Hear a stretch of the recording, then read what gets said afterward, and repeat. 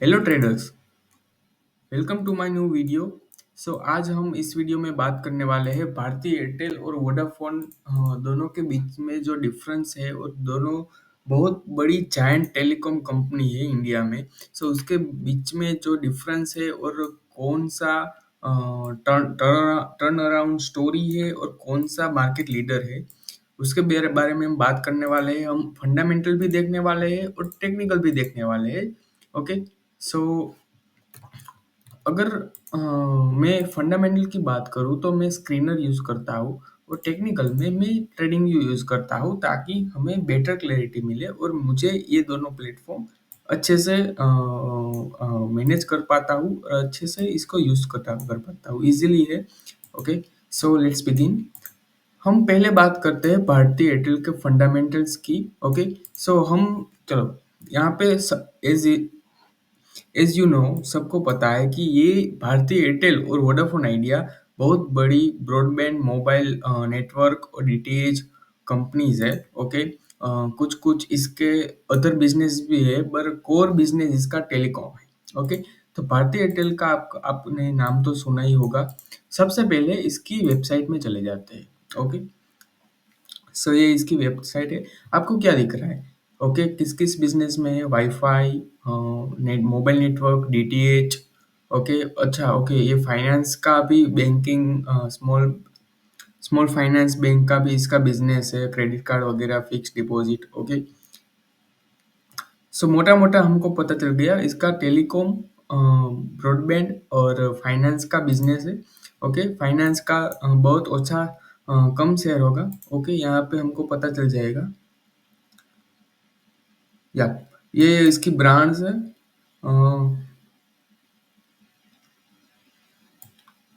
Market leadership की बात करूँ तो डीटीएच में 29% इसका शेयर है। ओके।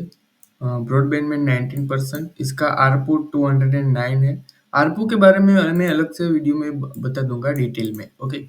चलो, हमको पता चल गया ये कौन से बिजनेस में है। ओके, तो यहाँ पे आपको दिख रहा होगा कि इसकी मार्केट कैप क्या है, 12 लाख करोड़। ओके। इसकी करंट मार्केट प्राइस है 2000 रुपीज। एंड स्टॉक के पी की बात करूँ तो 4040 की 40.9 का पी रेशियो है, which is slightly expensive I guess. Okay. And यहाँ पे बुक वैल्यू से बहुत 10 टाइम्स पे अभी स्टॉक इसका ट्रेड कर रहा है। ओके। टेक्निकल की हम बाद में बात करेंगे। आरओसी इसका 13.5 है, स्लाइटली बिलो है बट टेलीकॉम में एवरेज यही रहता है आई गेस। ओके। आरओई भी अच्छा है 23। Okay. This is a good number. 20 के ऊपर आरओई होगा ना तो बहुत ही अच्छा नंबर है। ओके। एंड अभी प्राइस की बात करूँ ना तो 200 है, मूविंग एवरेज के ऊपर अभी ट्रेड कर रहा है। लास्ट 4-5 साल से ये ऊपर ही ट्रेड कर रहा है, तो स्लाइटली अप ट्रेंड में है अभी तो फिलहाल। ओके। नाउ अब यहाँ पे पीयर कंपैरिजन हम करेंगे ना कि कौन कौन सी कंपनी इसके सिमिलर बिजनेस में। तो ये भारतीय एयरटेल सबके साथ हम कंपेयर करेंगे ना तो सबसे बड़ी कंपनी है। सेकंड है वो वोडाफोन आइडिया, उसकी मार्केट के अराउंड 1 लाख करोड़ है, इसकी 12 लाख करोड़, मतलब 10, 11, 12 times. It's a huge difference. Okay. Quarterly result में हमको देखना होता है कि यहाँ पे सेल्स सेल्स आप देख लो, इस कंपनी की सॉलिड ग्रोथ आपको दिख रही होगी कि यहाँ पे 32,000 करोड़ से सेल्स बढ़ती जा रही है क्वार्टर ऑन क्वार्टर। ओके। अभी 50,000 करोड़ की सेल्स पहुंच चुकी है। Okay. And net profit after tax यहाँ पे वो भी बढ़ता ही जा रहा है और लास्ट तो 1 साल में बहुत कमाल ही कर दिया, इसने 7,000 करोड़ का प्रॉफिट एक क्वार्टर में पहुंच चुका है। ओके। और प्रॉफिट एंड लॉस स्टेटमेंट ये ईयरली है। ओके। ईयरली में भी यहाँ पे बहुत ही अच्छा खासा ग्रोथ दिख रहा है। यहाँ पे भी नेट प्रॉफिट भी 3,000 करोड़ था। आप देखो, 2014 में इसका सेल्स 85,000 करोड़ था और यहाँ पे डबल, ऑलमोस्ट डबल हो चुका है sales. Okay. But net profit की बात करूँ तो 3,000 करोड़ का नेट प्रॉफिट था, बट वो बढ़कर 40,000 करोड़ का नेट प्रॉफिट हो गया। बट एक इसमें से निकालना पड़ेगा, ये other income. Okay. Other income 11,000 crore है, वो निकाल देंगे तो भी 30,000, मतलब 10 टाइम्स सेल्स हुआ 1.5x एंड नेट प्रॉफिट है 10x। Okay, which is common because जब कंपनी बड़ी होती है ना तो क्या होता है कि कुछ कुछ खर्चे है ना वो फिक्स्ड है रहते। सो रेवेन्यू बढ़ता जाता है तो ऑलरेडी ऑलमोस्ट यहाँ पे आपका इनकम भी नेट प्रॉफिट भी बढ़ता जाता है। ओके, और अगर एक और आपको फैक्ट बताऊं ना तो ये आपको यहाँ पे दिख रहा होगा टीटी ट्रेलिंग 12 मंथ्स में यहाँ पे डिप्रिसिएशन 48,000 करोड़ है। मतलब आप सब कुछ कुछ लोगों को पता होगा जो अकाउंटिंग सीए में है। ओके, जो डेप्रिसिएशन की एंट्री यहाँ पे नंबर्स दिख रहे होंगे ना, वो नंबर्स आपको एक्चुअली किसी को देना नहीं होता। डेप्रिसिएशन एसेट पे लगता है, वो सिर्फ अकाउंटिंग एंट्री होती है। मतलब अगर इसको 40,000 करोड़ को यहाँ पे 30,000 करोड़ में जोड़ दूं ना तो यहाँ पे 70,000 करोड़ का नेट प्रॉफिट आता है। मतलब क्या ही पैसे चाप रही है कंपनी। ओके, यहाँ पे बैलेंस शीट में आप चाहो, यहाँ पे इक्विटी कैपिटल बढ़ती जा रही है, रिजर्व एंड सरप्लस बढ़ता जा रहा है, और बोरोइंग भी लास्ट 1 साल में बढ़ी है।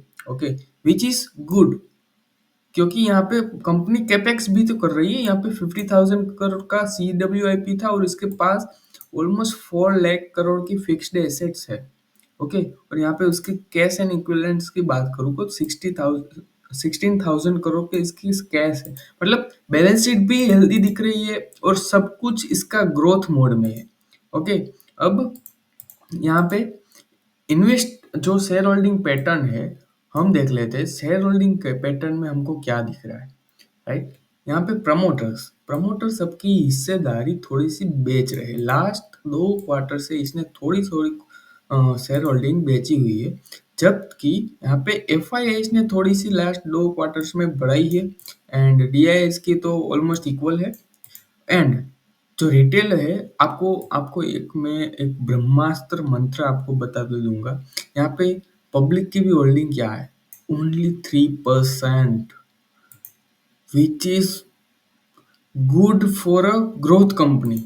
आपको पता है, मैं आपको ये लास्ट ब्रह्मा मंत्र है ना, वो मैं लास्ट की कुछ 1 मिनट में आपको बताऊंगा कि वो क्या है। कि आपको इन्वेस्टिंग जर्नी में क्या देखना होता है जब कि आपको मल्टी बेगर रिटर्न मिल सकते हैं। ओके, सो मोटा मोटा हमको एयरटेल में क्या पता चला कि कंपनी की बैलेंस शीट डिविडेंड भी दे रहा है और पी थोड़ा सा स्लाइटली एक्सपेंसिव है, बट ग्रोथ जब तक चल रहा है ना तो पी ग्रोथ कंपनी जनरली है ना उसका पी हाई ही रहता है।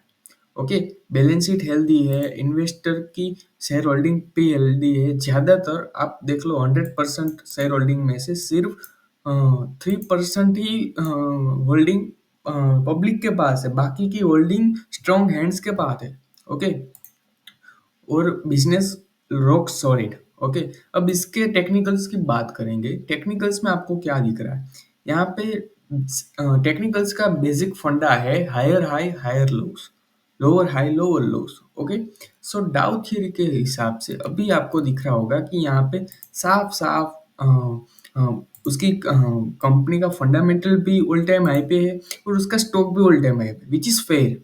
उसमें कोई नई बात नहीं होनी चाहिए क्योंकि फंडामेंटल इसको सपोर्ट कर रहा है। ओके, और ये प्राइस ऊपर जाता है कि नहीं वो हम मंथली चार्ट पे देखेंगे।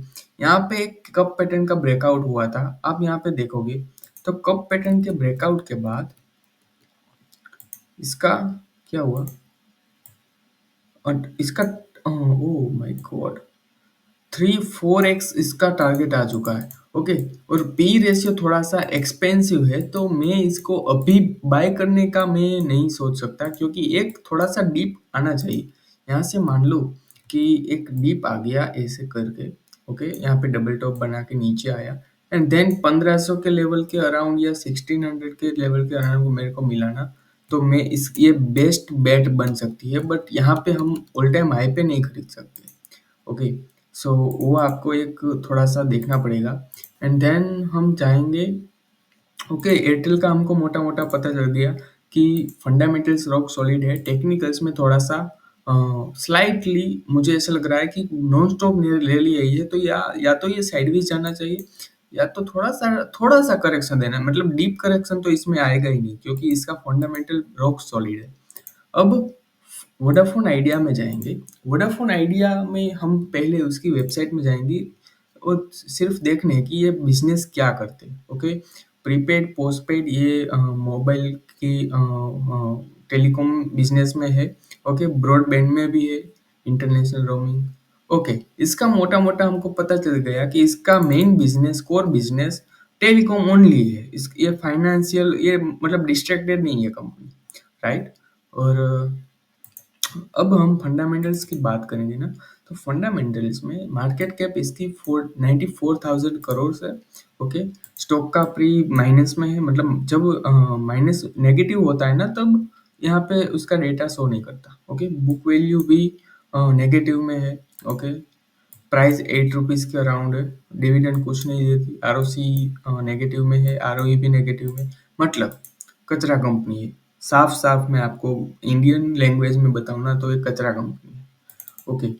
बट हम आगे देखेंगे कि ये बिज़नेस रिवाइवल हो सकता है या टर्न अराउंड हो सकता है या नहीं, ओके।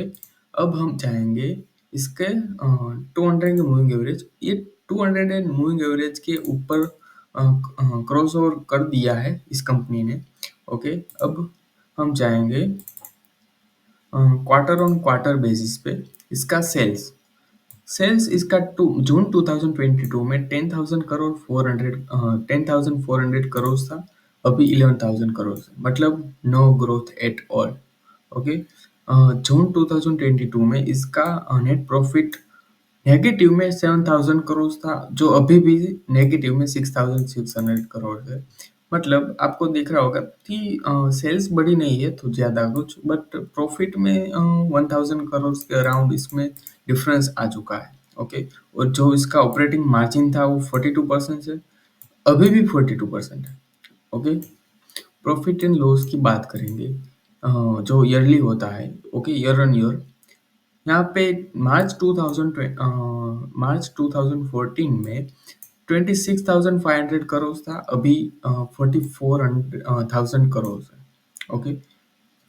तब उसका नेट प्रॉफिट 1900 करोड़ था, अभी नेगेटिव में 27,000 करोड़। ओ माय गॉड, ये नंबर थोड़ा सा डरावना है, बट देखते हैं आगे बैलेंस शीट क्या बोलती है। बैलेंस शीट में हम देखेंगे ना, तो इसका इक्विटी कैपिटल बढ़ता जा रहा है, मतलब 71,000 करोड़ हो चुका है, ओके। रिजर्व एंड सरप्लस में यहाँ पे 13,000 करोड़ से लेके यहाँ पे नेगेटिव में 1,41,000 करोड़ है, which is not good at all for the company for growth, okay. Borrowing की बात करेंगे, मतलब बोरोइंग भी बढ़ती जा रही है। मुझे ये कंपनी में थोड़ा सा डाउट लग रहा है, क्योंकि प्रॉफिटेबिलिटी नहीं है, नेगेटिव में सब कुछ चल रहा है, इक्विटी कैपिटल बढ़ रही है, बट रिजर्व माइनस में नेगेटिव में जा रहा है, बोरोइंग बढ़ रही है, मतलब क्या हो रहा है, ओके। या तो कुछ प्रमोटर्स में प्रॉब्लम्स है, या फिर आई डोंट नो, कंपटीशन वगैरह। कैश है इसके पास 10,000 करोड़, वो भी यही यही ईयर में आई है थोड़ी सी, वो आई गेस कहीं ना कहीं से, यस, लायबिलिटीज कम हुई है, okay. And then share holding pattern में जाएंगे ना, तो इसका प्रमोटर्स की होल्डिंग क्वार्टरली बेसिस पे हम देखेंगे, दिसंबर 2022 से सितंबर 2025 तक यहाँ पे प्रमोटर का होल्डिंग नीचे गया, ओ माय, ड्रास्टिकली, ओके। और ये जितना नीचे गया है ना, वो थोड़ा सा स्ट्रेंथ नहीं दिखाता है, मतलब नेगेटिव दिखाता है, क्योंकि प्रमोटर को अपने आप के ऊपर ही भरोसा नहीं है, ओके। और यहाँ पे गवर्नमेंट का स्टेक बढ़ता जा रहा है, ओके। आप सबको पता होगा, मैं आपको बताऊंगा कि वोडाफोन आइडिया में गवर्नमेंट में का स्टेक क्यों बढ़ता जा रहा है। गवर्नमेंट के पास पीएसयू बैंक से इसने लोन्स ली थी, ओके। और उसके हिसाब से उसने क्या किया कि अब ये डिफॉल्ट कर सकती थी, तो गवर्नमेंट ने क्या किया, मुझे आपके शेयर्स दे दो, ओके। मुझे आपके शेयर्स मिल जाएंगे लोन्स के बजाय, ओके। यहाँ पे FIIs का भी होल्डिंग बढ़ा था और फिर से यहाँ पे कर चुका है। DIIs का भी होल्डिंग थोड़ा सा हायर है, बट यहाँ पे आप एक चीज नोटिस करो, पब्लिक की यहाँ पे होल्डिंग कितनी है, 15% का अराउंड, ओके। पब्लिक को कचरा कंपनी खरीदने का बहुत ही शौक होता है। आप वो एक मार्क करना। ठीक है। तो अब हम ओवरऑल कंक्लूजन में जाएंगे तो यहाँ पे वोडाफोन आइडिया में ना तो क्वार्टर एंड क्वार्टर रिजल्ट अच्छे है, ना तो इसका रेशियोस अच्छा हुआ है, ना ना कोई इसकी market cap, pre ratio, ROC, book value, balance sheet, share holding pattern, कुछ मुझे फंडामेंटल में कुछ इंटरेस्टिंग, एक चीजें भी मुझे इंटरेस्टिंग नहीं लगी। राइट। एंड देन हम इसका टेक्निकल्स देखेंगे। टेक्निकल्स में वोडाफोन आइडिया, आप साफ साफ फंडामेंटल्स है ना, टेक्निकल्स में आपको दिख ही जाएंगे। फंडामेंटल्स में आपको दिख रहा है कि ये लॉस मेकिंग कंपनी है लास्ट 6-7 ईयर्स से। तो क्या हुआ है, यहाँ पे 2018 से यहाँ पे कंपनी नीचे चली गई। 85% का इसने लॉस करा दिया है इन्वेस्टर का। मतलब साफ साफ आप देख रहे हो। ओके, ऊपर नीचे होता रहता है कंपनी का शेयर, बट ओवरऑल आपको दिख रहा होगा कि यहाँ पे एक लेवल के ऊपर नहीं जा रहा है, वहां पे सेलिंग आ रही है। राइट। सो यही वोडाफोन आइडिया का रिजल्ट है। और अब हम इस दोनों की हम कंपैरिजन ही क्या करें। मतलब समझ लो कि एयरटेल, भारतीय एयरटेल और दोनों जायंट है टेलीकॉम बिजनेस में। ओके, बट भारतीय एयरटेल का फुल रॉक सॉलिड ग्रोथ चल रहा है। आरओसी, पी रेशियो भी अच्छा है। Market P ratio slightly expensive but अच्छा है ना, ये वो उसका है तो है ही। भारतीय एयरटेल, वोडाफोन आइडिया दोनों में कुछ हम कंपटीशन है ही नहीं, आप ऐसा समझ सकते हो। क्योंकि ये कंपनी कभी भी बर्बाद हो सकती है, क्योंकि ग्रोथ नहीं है, न्यू सेल्स नहीं हो रही है, लोन्स बढ़ती ही जा रही है। भारतीय एयरटेल की भी लोन बढ़ रही है, बट उसके पास बिजनेस है, बढ़ता जा रहा है, ग्रोथ में है उसका। इन्वेस्टर भी कॉन्फिडेंस में है। ओके, और टेक्निकल की हमने दोनों की बात कर दी। वोडाफोन आइडिया अभी साइडवेज मूड में ही है, जब तक कुछ इंटरेस्टिंग इसने इनोवेशन नहीं किया ना उसकी कंपनी में, या फिर कुछ ग्रोथ नहीं ला पाए ना, तो समझ लो कि ये 8 रुपीज का भी प्राइस है ना, वो 0.8 पैसा भी हो सकता है और जीरो भी हो सकता है, डिलिस्ट भी हो सकता है। ओके, तो जितना आप, अगर आपके पास इन्वेस्टमेंट है, तो मैं कोई आपको एडवाइस नहीं कर रहा हूँ, बट मैं अगर होता इसके, हाँ, इसमें इन्वेस्टेड, तो मैं निकाल देता, जो भी है पैसा मिल रहा है निकाल दो। ओके, कुछ नहीं कर सकते इसमें। अब मैंने आपको प्रॉमिस किया था कि मैं आपको एक ब्रह्मास्त्र मंत्र दूंगा। वो क्या था, कोई भी बड़ी कंपनी होती है ना, उसमें सबसे पहले आप सिर्फ इन्वेस्टर की शेयर होल्डिंग पैटर्न में देखोगे ना कि पब्लिक का पार्टिसिपेशन इसमें कितना है। जिस कंपनी में स्ट्रॉन्ग हैंड्स के पास शेयर्स ज्यादा होते हैं, ये स्ट्रॉन्ग हैंड्स कौन है, प्रोमोटर्स, एफआईआईस, डीआईआईस। और जो रिटेलर्स कौन है, पब्लिक।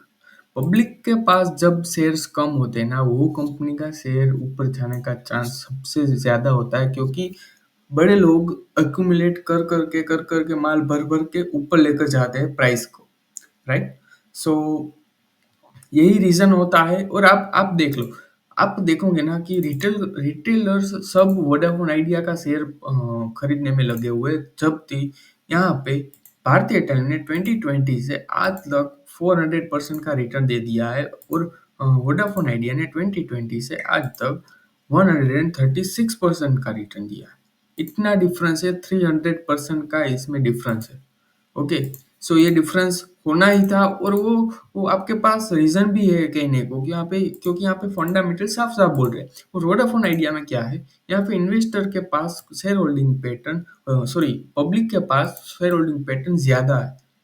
और यहाँ पे प्रमोटर का, उसका खुद का कॉन्फिडेंस नहीं है कि ये कंपनी चलेगी या नहीं चलेगी। ओके, सो यही था हमारा कंपैरिजन। और अगर आपको ये वीडियो अच्छा लगा हो तो लाइक करिए, शेयर करिए और सब्सक्राइब करिए। और ऐसे ही कंपैरिजन के, बड़ी बड़ी कंपनी के कंपैरिजन के आपको फंडामेंटल या टेक्निकल वीडियो कौन से अच्छे लगते हैं मेरे एनालिसिस के मुजब, आप मुझे कमेंट में जरूर बताना। और आपके दोस्तों के साथ भी शेयर करना, ताकि आपको उसको भी पता चले कि कौन सी कंपनी में इन्वेस्ट किया जाता है। शायद आपके दोस्त भी यही गलती कर रहे होंगे कि यहाँ पे वो वोडाफोन आइडिया में इन्वेस्ट कर रहे हैं, जबकि यहाँ पे ग्रोथ ही नहीं है।